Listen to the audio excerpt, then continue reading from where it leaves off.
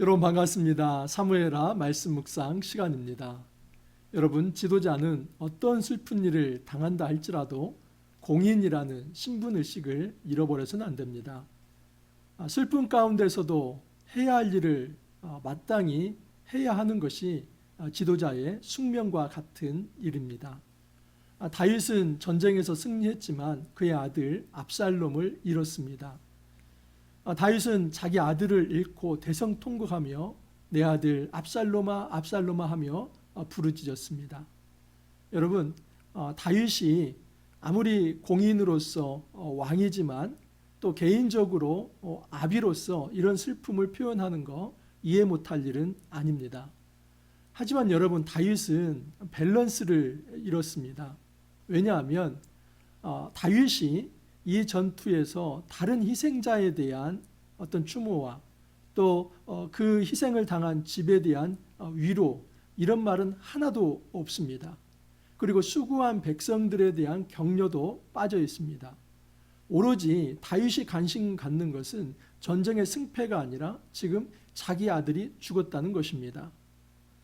개인적인 어떤 다윗의 모습으로 보면 10분 이해할 수 있을지도 모르지만 다윗이 왕이라고 하는 이 공인으로서의 신분을 가지고 있는 것을 고려해 볼 때 그는 상당히 밸런스를 잃은 행동을 하고 있습니다.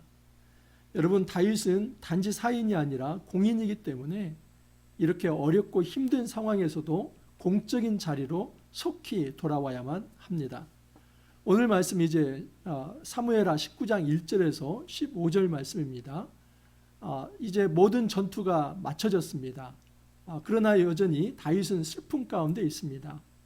다윗이 공인으로서 단지 사인의 자리에 머물러 있지 아니하고 공적인 직무로 복귀해야 하는 내용이 바로 오늘 말씀입니다. 이 말씀을 통해서 우리가 어떻게 공사의 밸런스를 잘 조정하고 또 조율할 수 있을지 한번 깊이 생각해 보도록 하겠습니다. 먼저 1절에서 4절을 한번 읽어드립니다. 어떤 사람이 요압에게 아뢰되 왕이 압살롬을 위하여 울며 슬퍼하시나이다 하니 왕이 그 아들을 위하여 슬퍼한다 함이 그날의 백성들에게 들림에 그날의 승리가 모든 백성에게 슬픔이 된지라. 그날의 백성들이 싸움에 쫓겨 부끄러워 도망함같이 가만히 성읍으로 들어가니라. 왕이 그의 얼굴을 가리고 큰 소리로 부르되 내 아들 압살롬아 압살롬아 내 아들아 내 아들아 하니 다윗이 압살롬을 잃은 것에 대해서 대단히 슬퍼하고 있습니다. 다윗 왕은 지금 깊은 슬픔에 잠겨 있습니다. 그러자 이 백성은 다윗 왕이 슬퍼하자 사실은 전쟁에서 수고하고 또 승리해서 그렇게 기쁨과 감격 속에서 돌아옴에도 불구하고 왕이 슬퍼하기 때문에 감히 그 승리의 어떤 기쁨을 표현할 수도 없고 오히려 자신들이 이렇게 이기고 돌아온 것이 초라하고 또 수치스럽고 부끄럽게 여겨지는 그런 상황이 된 것입니다. 여러분, 이런 모습 어떻게 우리가 이해를 할 수 있을까요? 다윗은 굉장히 심각한 공사의 밸런스를 잃어버렸습니다. 여러분, 다윗 군대가 어떤 군대입니까? 어려운 상황에 지금 다윗 편에서 일을 한 자들입니다. 사실 이 전투는 다윗이 초래한 것입니다. 다윗이 이제 밧세바를 간음하고 또 그의 남편 우리아를 죽이지 않았습니까? 그의 간음죄와 살인죄가 그대로 그의 아들 압살롬에게 이어진 것입니다. 압살롬이 암논을 암살하고 또한 암논이 다윗의 이제 후궁들을 이제 백주 대낮에 동침하면서 윤관했습니다. 여러분, 이뿐만 아니라 정말 불의한 이 쿠데타를 일으켜서 무고한 피를 흘린 죄가 또 압살롬에게 있지 않습니까? 지금 이 쿠데타를 일으키고 전쟁의 어떤 시발점이 된 것은 압살롬이지만 정말 그 압살롬이 그렇게 됐던 데는 아비의 책임도 컸던 것입니다. 아비의 간음죄와 아비의 살인죄가 그대로 이제 압살롬에게 전수되었기 때문입니다. 여러분, 이렇게 불의한 전쟁이었습니다. 사실 이 전투는 하나님께서 다윗의 불의에 대해서 징계하신 것이고 또 압살롬의 더 큰 죄악에 대해서 하나님께서 죽음으로 심판하신 것입니다. 자, 그렇다면 다윗도 할 말이 없는 거 아닙니까? 근데 그런 상황에서도 백성들이 다윗 편에서 일을 하고 다윗 편에서 충성을 다하고 목숨을 바쳐서 싸웠다면 그들은 결코 부끄러운 존재가 아닙니다. 지금 다윗은 자기 아들 죽음에 대해서 매여 있고 정말 그것만을 슬퍼할 게 아니라 그 백성들이 어떤 수고를 했고 또 그 백성들이 지금 어떤 감정을 가지고 있는지 그것을 헤아려야만 합니다. 중요한 사실은 다윗은 자기 아들 죽은 것에 대해서는 심각하게 슬퍼하지만 여러분 그 전투에서 왜 다른 집 아들들이 안 죽었겠습니까? 다른 가문의 아들들이 죽은 것에 대해서는 일말의 어떤 이제 표현도 하지 않고 있습니다. 대단히 이 공사에 구분이 되지 않고 또 그 밸런스가 이렇다라고 말할 수 있습니다. 사적으로 왜 슬프지 않겠습니까? 여러분 아무리 왕이지만 아무리 공인이지만 자기 아들이 죽었는데 어찌 가슴이 아프지 않겠습니까? 그 이제 아픈 마음을 표현하는 거 이거 자체를 잘못되었다고 말할 수는 없습니다. 하지만 여러분 이것은 정도껏 해야지 여기에 머물러 있어서 그의 공인으로서 그의 공무를 이제 행하지 못할 정도로 그렇게 낙담하며 낙심하고 그렇게 뒤로 물러선다면 도대체 이 백성들은 어디로 가야만 합니까?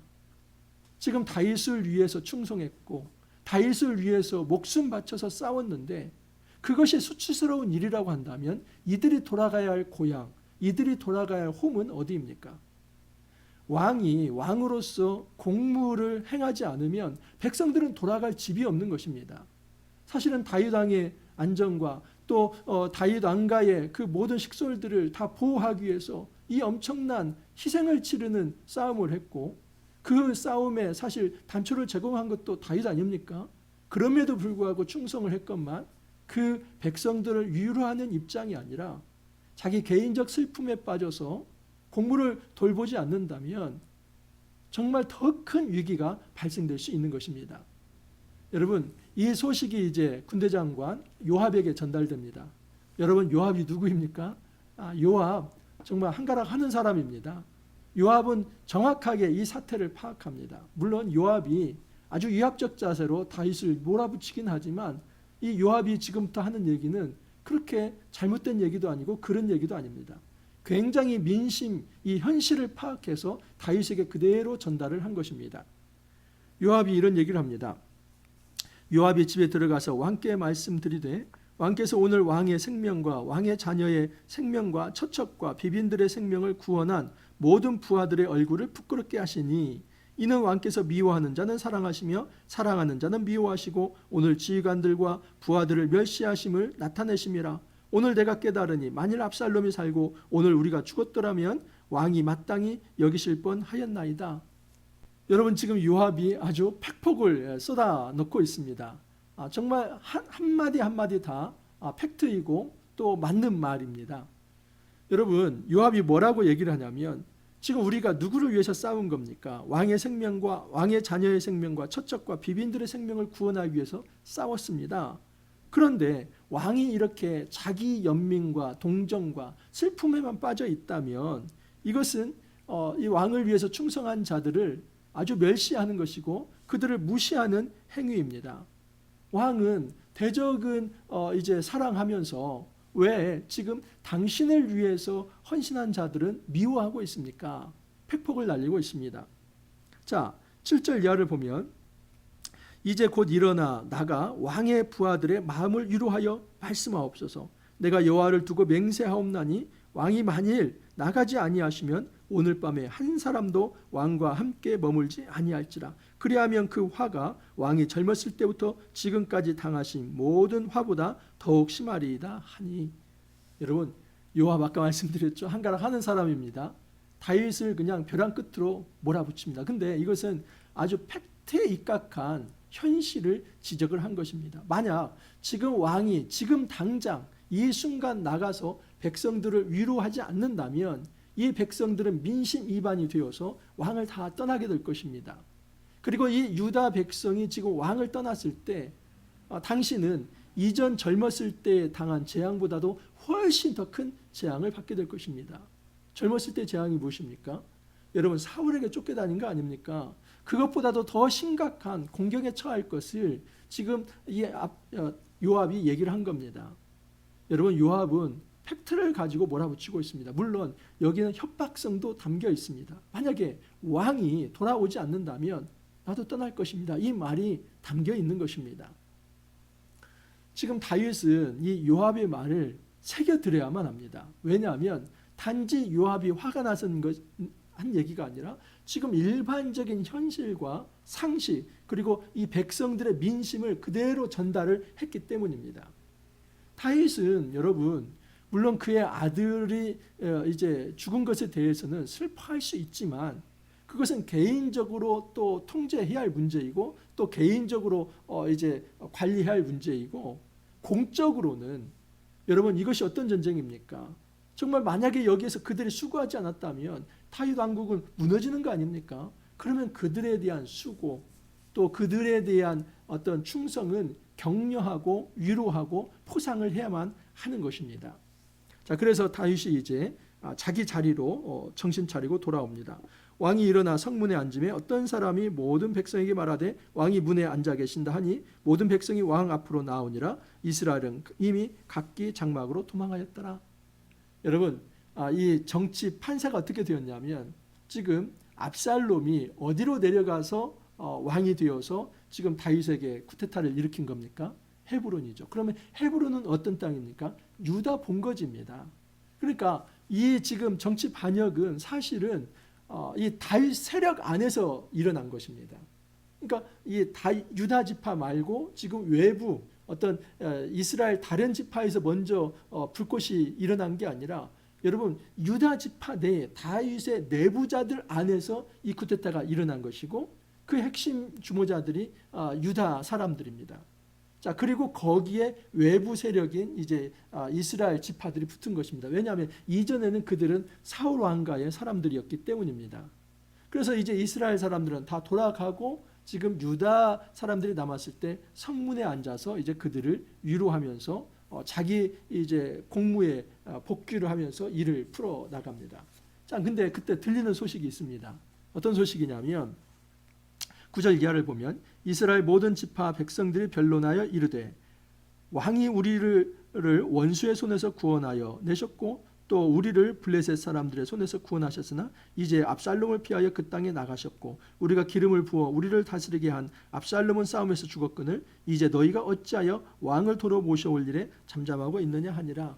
사실은 이 압살롬 편에서의 어떤 주모자들은 유다 지파입니다. 그리고 외부 세력이 붙었던 것입니다. 그 이스라엘 지파 장로들이 외부에 있었던 장로들이 야 우리가 그릇 판단했다. 다윗이 누구냐? 우리가 어려울 때 구원해줬고 블레셋으로부터 우리를 보호한 그런 왕인데 우리가 그를 배신한 것은 잘못된 것이다. 이제 우리가 속히 그를 왕으로 다시 옹위하자. 이 아이디어가 블레셋 다른 지파에서 생겨났습니다. 근데 이 이야기를 듣자마자 다윗은 아주 정치적 현실적 판단을 합니다. 어떤 판단을 하냐면 사독과 아비아다를 시켜가지고 유다 지파의 장로들에게 이런 얘기를 하는 겁니다. 지금 유다도 아니고 다윗은 유다 지파 사람이지 않습니까? 유다도 아닌 외부에 있는 이스라엘 나머지 지파를 나로 왕으로 다시 돌아오게 하려고 하는데 너희들이 어찌하여서 게으름을 피우고 있느냐? 너희들이 먼저 유다 지파가 나를 왕으로 다시 이제 돌아오게 하는 그런 행정적 절차를 너희들이 먼저 밟아라. 그렇게 얘기한 것입니다. 여러분 다윗이 어떤 정치적 판단을 한 거냐면 아까도 말씀을 드렸지만 지금 이 다윗에게 반기를 든 세력이 외부에서 들어온 것입니까? 아니면 내부에서 발생된 겁니까? 내부에서 발생이 된 겁니다. 그러면 다윗 입장에서 가장 먼저 수습해야 할 것은 내부였습니다. 다윗은 그것을 어떻게 수습하냐면 그 정치 주모자, 그 반란의 주모자들, 어떤 이 반대 정치 세력들을 그냥 어떤 숙청하고 탄압하고 죽이는 이것을 하는 것이 아니라 그들도 다윗의 백성들이었기 때문에 이제 전쟁이 끝난 상황에서는 그들이 다윗을 이제 다시 돌아오도록 하는 그 기회를 줌으로써 다윗이 자기의 본 고향인 유다 지파에서 정치적 기반을 다시 다지려고 한 것입니다. 그 다음에 이제 이스라엘 어떤 지파들이 돌아올 때에 다윗은 온전히 행할 수 있다 생각을 한 겁니다. 우리 흔히 이런 얘기를 하잖아요. 집토끼를 먼저 지켜야 이제 산토끼도 잡을 수 있다. 여러분 집토끼 놔두고 산토끼만 잡으러 갔다가 집토끼 다 나가면 무슨 의미가 있습니까? 그때는 집토끼 산토끼 다 놓치는 것입니다. 그래서 이 다윗은 먼저 중요한 것은 자기의 내부 세력, 내부자들로부터 문제가 생겼기 때문에 이 문제를 먼저 해결합니다. 자, 이 문제를 해결할 때 또 하나 현실적 판단을 하는데 그건 뭐냐면 군대 장관을 교체해 버립니다. 다윗이 좀 약간 화도 났어요. 왜냐하면 요압이 바른 말은 했지만 그 왕이 움직이지 않으면 어떤 일 당할지 모릅니다. 나도 갈 겁니다. 이렇게 협박을 했을 때 이 요압 더 이상 놔둬서는 안 되겠다 하고 요압을 군대 장관에서 내려놓게 하고 정말 재미있게도 압살롬의 군대 장관을 지금 이스라엘의 군대 장관으로 삼습니다. 근데 여기에 대해서는 다윗이 굉장히 현실적인 판단을 했지만 제가 볼 때는 비현실적 판단을 한 겁니다. 왜냐하면 이건 현실을 너무 모르는 겁니다. 나중에 여러분이 아마사가 누구에 의해서 죽습니까? 또 요압에 의해서 죽게 됩니다.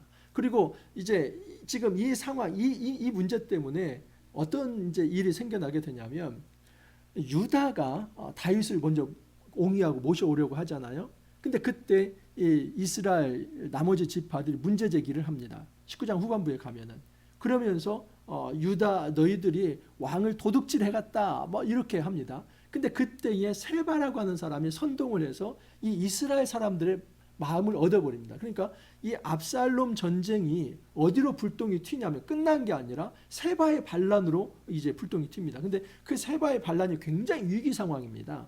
근데 이때에 군대를 모아서 그 세바의 반란을 진압해야 하는데 아마사는 다윗이 기회를 줬지만은 그것을 수행하지 못합니다. 그리고 그 정치적 공백과 누서가 있을 때 요압이 빨리 그 아마사를 제거하고 다시 그 전투에서 승리함으로써 자기가 그냥 이 다윗이 그렇게 한 것도 아닌데 군대 장관을 그냥 쟁취해 오는 것입니다. 그러니까 이 정도 된다면 여러분 요압은 어떤 사람이냐면 산전수전 공중전 다 겪은 사람이고 그리고 이 아마사는 아직 너무나 어리숙한 사람이고 또 하나는 문제는 뭐냐면 압살롬 편의 군대 장관이었기 때문에 어찌 보면 전범입니다. 거기에 대한 제대로 된 어떤 평가와 어떤 처벌이 없는 상황에서 그냥 이스라엘 전체의 군대 장관을 삼는 것은 다윗의 비현실적 판단이다. 다윗 입장에서는 이제 요압이 너무 세력이 커졌으니까 그를 견제하기 위해서 아마사를 세운 거지만은 더 큰 피바람을 몰고 오는 비현실적 판단이었다라고 말할 수 있습니다. 어쨌든 여러분 이제 다윗은 정신 차리고 공무로 복귀합니다. 우리 삶 속에서 정말 혼란스러운 일들이 왜 없겠습니까? 여러분 가정사가 있을 수 있고 또 자기 개인적인 어떤 건강의 문제가 있을 수도 있고 우리가 살다 보면 내 어떤 감정과 또 내 어떤 사고에 영향을 미칠 만한 그런 개인적 일들이 있을 수 있습니다. 근데 공인은 그러한 때라 할지라도 이 공적인 직무를 함부로 회피하거나 또는 그 공인으로서의 신분을 잃어버려서는 안 된다 하는 사실입니다. 여러분 우리 모두는 하나님 나라의 사역자로서 공인입니다. 아니 목사님만 사역자 아닙니까? 아닙니다. 모든 평신도들도 하나님 나라 백성이면 모든 이들이 하나님 나라의 하늘 용사들입니다. 그렇다면 내가 가지고 있는 이 개인적 어떤 감정 때문에 공적으로 하나님 나라 사역에 같이 수행해야 할 일에 함께하지 못한다면 그게 굉장히 큰 문제가 된다 하는 사실입니다. 우리가 이 땅을 살아가면서 공사를 구분할 수 있기를 바랍니다. 우리가 정말 개인적으로 힘든다 할지라도 오히려 그때 더 정신 차려서 하나님께서 나를 세우신 원래의 정체성, 이 하늘 용사, 하나님 나라 백성, 하나님 나라 사역자라고 하는 그 의식을 통해서 다시 공무로 이제 복귀하면서 이런 과정을 통해서 오히려 우리의 개인적 문제도 그 상처가 치유되고 회복되며 다시 한번 우리가 개인적으로 부흥하고 일어날 수 있기를 간절히 소망합니다. 이렇게 기도합니다. 주님 감사합니다. 저희들에게 귀한 말씀을 주시고 우리가 어떤 어려움이 있다 할지라도 공인으로서의 신분을 잃어버리지 아니하고 오히려 힘들고 어려울수록 하나님 나라 사역자로서 바로 세워져야 한다는 것을 알게 하여 주시니 주님 감사합니다. 우리 사람의 어렵고 힘든 일들 또 우리 감정이 많이 상하는 일들, 슬픈 일이 있다 할지라도 주님 그 가운데서 성령의 위로함을 받으며 또 우리가 또 누군가에게 도움을 주고 케어하며 또 정말 위로해야 할 자라고 한다면 그 신분을 잃지 아니하고 잘 감당할 수 있도록 은혜를 더하여 주옵소서. 주님 감사하옵고 예수님 이름으로 기도하옵나이다. 아멘. 10월 이제 정말 깊어가고 있습니다. 이 가을이 깊어가는데 우리의 이제 영적인 어떤 신앙도 더 깊어가고 정말 이 가을의 그 풍성한 열매처럼 우리 신앙의 생명의 열매, 평화의 열매가 가득 넘칠 수 있기를 바랍니다. 오늘 하루도 여러분 또 화이팅 하시고 또 내일 찾아뵙도록 하겠습니다. 감사합니다.